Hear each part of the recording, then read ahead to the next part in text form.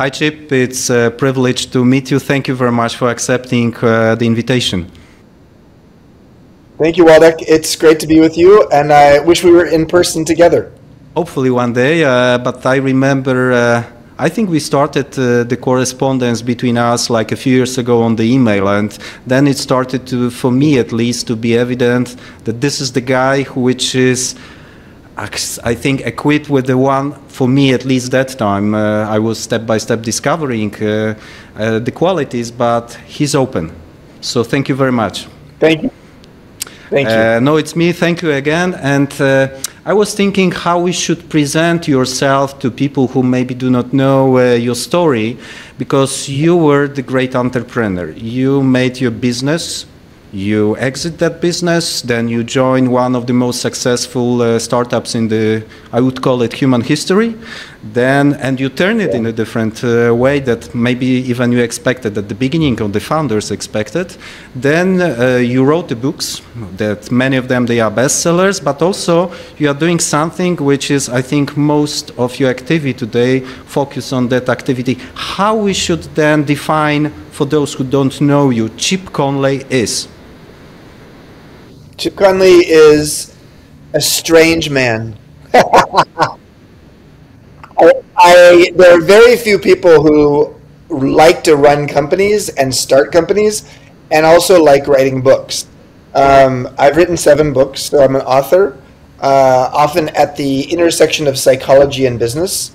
But I like to run businesses. I like to create new businesses. And so I'm maybe one of the best known hospitality entrepreneur pioneers in the world, having focused on boutique hotels in the early days, helping Airbnb and home sharing, and then now creating a business in the longevity travel space, the Modern Elder Academy, MEA, the world's first midlife wisdom school. So I think that's one way to look at me, is I'm at the intersection of psychology and business, whether I'm an operator or an author. The first book that actually was recommended to me, it was Peak. And the one that actually intrigued me from the first look at the book, that you are connecting business with the Maslow in such an evident way. And I said, I need to dive into that book, and then step by step I was discovering how you really not mixing but integrating in the smart way, because it's not just preaching, it's just implementing the things from the psycho into the business. Yeah. I mean, I think it's one of the things we forget about is that the most neglected fact in business is that we're all human, and understanding psychology is important. I mean, yes, it doesn't show up on a balance sheet. It often doesn't show up in a business plan, but the psychology of understanding organizations and understanding people and understanding yourself is pretty essential. But it's a soft. They call it a soft skill, but it's a real differentiator. So it's not. I don't think it's a soft skill in the sense that it's less important. Yeah, and I think you are touching very important element. Strongly, I believe business to business is people to people, whatever you do. It's a small change in the letter, but it's a big change in the meaning and the value creation at the same time, coming from business to people. But if I provoke you a little bit as well in that moment, I don't like the statement soft skills, because soft by the name, it gives you the weak part of your behaviors, of the features. I call it fundamental or social skills rather. Success skills. Let's call them success skills, because yeah, I mean, there's skills that help you to be successful. Therefore, yeah, I agree with you. I use that term, and then I immediately said it's the ultimate differentiator, because it really is the differentiator. A lot of people do not learn these skills very well, and Daniel Goleman 25 years ago showed that emotional intelligence is the #1 variable associated with successful leaders. So let's recognize that it's not going out of style, and it's hard to teach. But part of what I try to do at the Modern Elder Academy, but also my books, is help people to understand how to be more emotionally intelligent. Yeah, and then be a successful entrepreneur, and putting it all together with the emotional intelligence. I would like to come to your story, how it became that you started your presence and Airbnb, because I am driving a little bit toward the book that you finally have published here in Poland in Polish in Q1 next year. And your story about Airbnb started with your presence and Airbnb actually. So after I sold my boutique hotel company, after I'd run it for 24 years at age 50, I had 2 years off, and I really enjoyed those 2 years. I went around the world to the world's best festivals, and I studied hot springs. I was fascinated by hot springs, and I wrote a book called Emotional Equations. And then out of the blue, in age 52, I got a call from Brian Chesky, who's the co-founder and CEO of Airbnb, saying, "Hey Chip, how would you like to help us democratize hospitality?" And I thought that was really interesting. Democratize hospitality, that's a big statement. And I said, "Tell me more." And Airbnb was a small tech startup in San Francisco. I was based in San Francisco, and next thing I knew, I was there. And initially, it was supposed to be 15 hours a week, and it turned out to be 15 hours a day. And that's when I said, "Okay, you got to pay me." And long story short, I got paid very well, but I became the modern elder there, and I didn't like the phrase at first because it made me sound old. But at age 52, I was twice the age of the average employee there, and so. Yeah, I was older, but what they said is a modern elder is someone who's as curious as they are wise, and I loved that. Curiosity and wisdom, the perfect alchemy, was what I wanted to be when I grew up, and so long story short is I spent 7.5 years with them, and it was 4 years full time, 3.5 years part time, and I learned a lot. I learned as much from them as they did from me. I ultimately called myself a mentor and an intern at the same time, because I was learning a lot from them about digital intelligence, because I never worked in a tech company before. So did you know anything about digital when you joined Airbnb, or you were just kind of a, very beginner? At least curious, I understood. Waldek, I knew they were a tech company. I knew they wanted me to come in and help them become a hospitality company, but I hadn't really thought about, how hard this might be for me to be working in a tech company for the first time, because they're using a language I didn't understand, and et cetera, et cetera. But I had to get over the idea that I had to pretend that I knew everything. I had to be open to be the oldest person in the room and sometimes the dumbest. I like it. But mostly the wisest, because you can be dumb about something and then ask great questions. And so I became famous in the company for asking really interesting questions that help the company to see their blind spot, or our blind spot. So I loved it, and it led me to writing that book that's coming out in Polish, which is Wisdom at Work, The Making of a Modern Elder, I believe is the one you're talking about. Yeah. And that's my story at Airbnb, and that ultimately led me to thinking, well, why don't we have a place where people in midlife can reimagine and repurpose themselves professionally, personally, spiritually. And that's how the Modern Elder Academy came about, and we have 2 campuses, one in Mexico and one on the beach, and then one in the U.S. In Santa Fe, New Mexico. But when you are talking about entering as the wisest, in certain respect, of course, person into the room, sometimes there is a statement, if you are the wisest person in the room, you should change the room. But I think your curiosity, and how to call it, beginner's mind helped you to be also learner, contributor. But what I'm trying to say now, how you managed your ego? Yeah, it's a very important question. When you start a company at age 26 and you grow it to 3,500 employees and you run it for 24 years, you build some habits.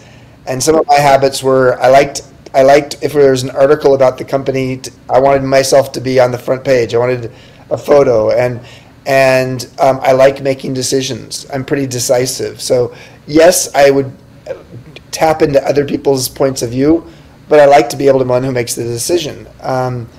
And so long story short is, when I joined Airbnb, I was not only mentoring the 3 founders, I was reporting to Brian, who is 20 years younger than me. And I had to get used to the idea that I didn't have to make all the decisions. And in some ways that was a relief. But I also had to get used to the idea that I was reporting to my mentee, which is a really unusual situation. But as long as I trusted him and I had confidence in him, and I really saw that my role there at Airbnb was not to get my name in the newspaper, but was to make Brian a better leader. And that's really what I did. And, you know, here we are 11 or 12 years later, and Brian now for over 3.5 years has been running the one of the most valuable hospitality companies in the world, and he has no business background at all. So I feel proud of that. And so what defined success for me changed. And that allowed my ego to change. So what defined success in the past was, hey, is the business doing well? Am I making money? Am I making good decisions? Am I, are people recognizing me as the leader of the company? And, when I joined Airbnb, it was less about that. It was more about how do I make Brian a better leader and his two co-founders. So that helped. It reminds me a little bit the approach, not totally, but elements of the servant leadership, that you are really happy when you see somebody's growing. Then you do the things, you get the influence, but your definition of a success is the change, and is also the part of our journey when we are growing during our lives. Totally, I agree completely. So, I think after age 50, we have to realize that something's shifting inside of ourselves, and the primary operating system is no longer the ego, and now it's the soul. It's something that wants to give back, wants to make a difference, wants to have a legacy, and that's what I've been feeling for over a dozen years now.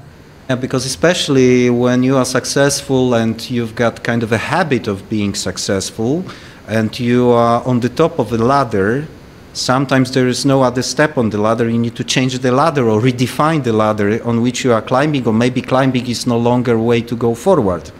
That is exactly right. Yeah, David Brooks wrote a book called The Second Mountain that's all about this, and my new book that I have just written is called Learning to Love Midlife: 12 Reasons Why Life Gets Better with Age, and I talk a lot about that as well. Okay, because it reminds me again another book. Maybe I don't want to create the discussion only about the different books, but late bloomers, so all years you are just a late beginner. It reminds me all the time that you can start new things irrespectively of the age. The question is that I understand also from your book and from your interviews that it's really about the purpose, about the passion, and about really something which is giving you the reason when you wake up to go to do something that you do. Yeah, I mean, purpose has been proven to be a life changer. It actually creates longevity, it creates happiness. That's the point. That's what I really wanted to go, because everybody is talking about technologies, about chemistry, about all this stuff which is defining the new definition of the health span, lifespan, health span, and there is so not enough discussion about the purpose. Well, actually, there's not enough discussion about the socio-emotional side. It's mostly focused on the physical side of longevity and wellness. Okay, so what's going on with your stem cells and your telomeres and your diet and all of that. So that's fine. We need that. But what's missing is a conversation about purpose, about the psychology of how do you feel better as you get older. There's so much research on this that shows that when you shift your mindset on aging from a negative to a positive, you gain 7.5 years of additional life. Awesome. That's according to Yale University. And then also the social side, the fact that social wellness, the number one variable for people who are living happy into their 80s and 90s is how invested were they in their 50s in social relationships. And this is particularly true for men, because women actually are pretty good about keeping their social relationships. Men don't do nearly the job that women do. And so long story short is we focus a lot on Peter Attia and, Mark Hyman and Andrew Huberman and all of this very technical scientific stuff. But we're missing the fact that purpose and feeling a sense of community and feeling a sense of a sense of feeling good about what gets better with age are all important to helping people live a good, long life. I would come back to the book that we are working on, Wisdom at Work, because initially I thought it's a great book for people at my age. I would call it 40, okay. 45, 50. I am 52 today.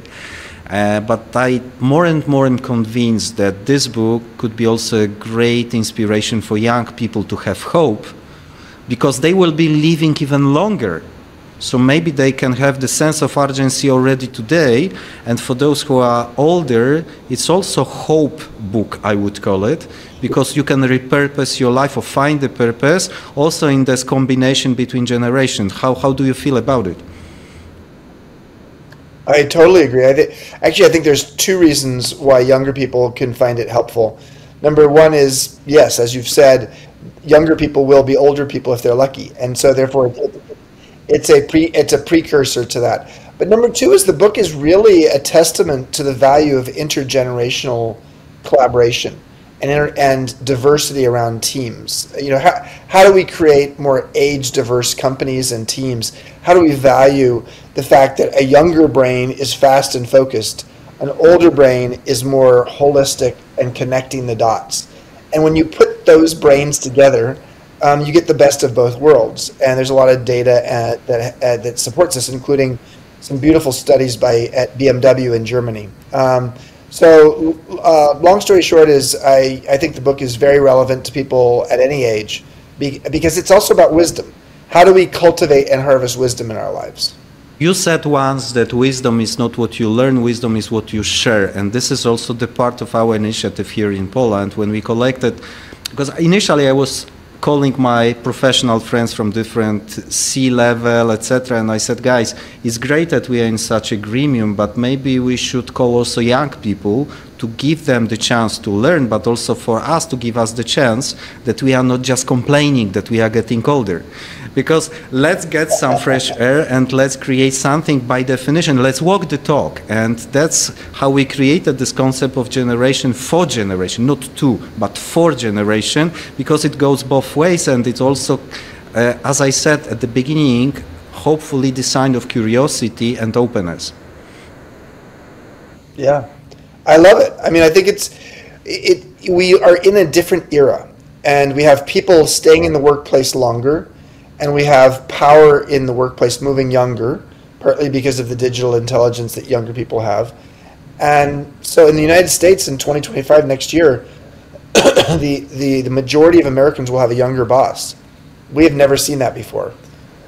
So that's a really interesting statistic, because if you think back 25 years, you would never have guessed that. Because older people are in charge of younger people. And that's how it worked. But this is a whole different era, and I'm excited about the era because I think it requires collaboration. Therefore, because quite frankly, younger leaders need to microwave their emotional intelligence. They are not as far along. They may be great specialists on what they know, but they don't have sometimes the wisdom and the broader work and life experience that can come from someone older who can be helpful. I remember one of the book recently I discovered, it was Arthur C. Brooks about discussion about fluid intelligence that comes to you as a natural part of your maturity, which is also the part of that, and it does not stop you from learning, but you are just contributing different way. Yeah, when you're young, you have fluid intelligence. When you're older, you have crystallized intelligence. That's right. That's right. So you move into the crystallized intelligence era. Yeah, I mean, the science is very clear on this. Two final questions, because I'm in real estate and I'm trying, and please tell me what you think about it. If we have collaboration between generations, if we have the company that is using this, I would call it a trade-off between digital, emotional intelligence, different generation, how do you think we can benefit from that if we create a part of the cities that are inspired by this collaboration? What could be then the outcome from this kind of a team where this multi-generational teams are conceiving the future use of that part of the city? Well, the value in integrating ages in thinking about real estate is the younger you are, the longer you will be affected, or the more the decisions you make will affect that person, because they're going to be living in that city, and they're going to have to deal with the design decisions, the construction decisions, and how you operate. So, but often younger people in the real estate world don't have a voice, because one of the challenges with younger people in real estate, and I got into real estate when I was 19 years old, but real estate's a very capital intensive industry, and therefore often it's older people who are making the decisions because they have the capital. And that's why older people really need to tap into younger people as they're conceiving and designing and building things, because if you just leave it up to the people with the money, they are sort of a little bit clueless about trends and where things are going.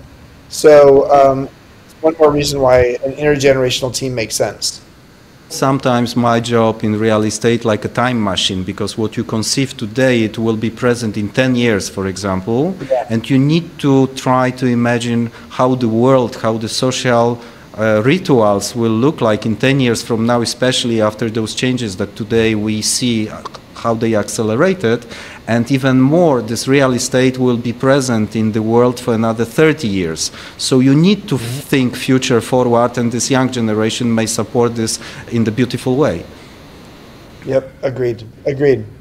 So the last question from my side, Chipo, rather nice question for you, from our team, Generation for Generation. Would you mind to give us a kind of a blessing for what we are doing? Because we will use your wisdom, we will use your tips from the book that are present there. We will share these stories. We will create certain podcasts to show that it's happening step by step. We will create the generation intelligence concept, which is supportive for today's world. What would you say to us as a group of people who are trying actually to kill the stereotypes? I would say, yes, do it, please. Be a pioneer. Be early in this, because the more that you can prove what you're doing, the more you're a role model for other people around the world who will look to what you're doing and admire it and want to emulate it, do the same thing. Thank you very much. I really wanted to close it in a way that it's energizing the team. I hope it will. Yes. I'm sure it will bring the message forward. So without further ado, thank you very much for that discussion, for that intro to your book, and we'll keep you posted what is new, how we are progressing with our project, and hopefully one day we'll see each other in person. Yes. I want to see my Polish pioneers in person. Check. Thank you very much. Thank you.